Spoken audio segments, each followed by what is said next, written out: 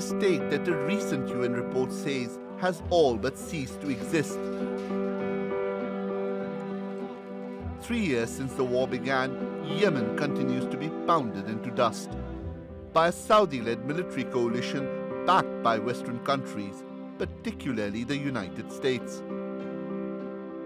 But that support has been challenged in the US Congress.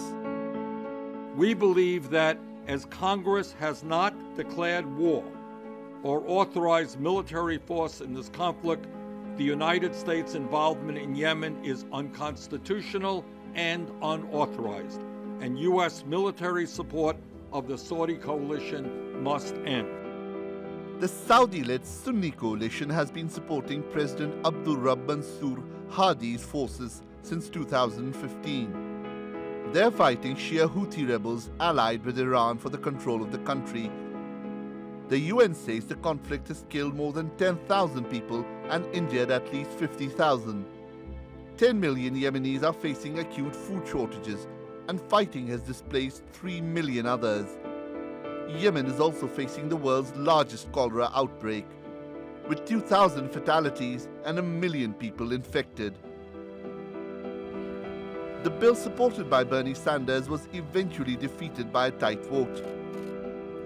It happened days ahead of last month's state visit by Saudi Crown Prince Mohammed bin Salman. The architect of the war in Yemen received a grand welcome in the US and left with positive reviews. But not from human rights activists and Bernie Sanders. The senator tweeted that the Saudi-led intervention in Yemen with US support has been a humanitarian disaster. But the Trump administration appears unwilling to listen.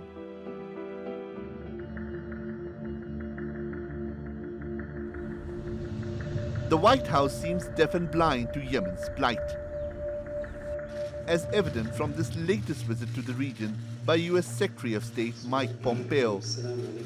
That Saudi Arabia's security is a priority for the United States of America.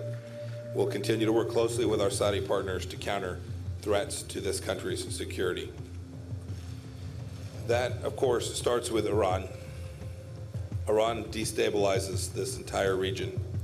It supports proxy militias and terrorist groups.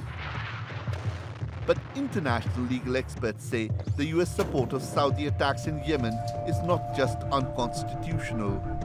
It also violates the UN Geneva Conventions and must end.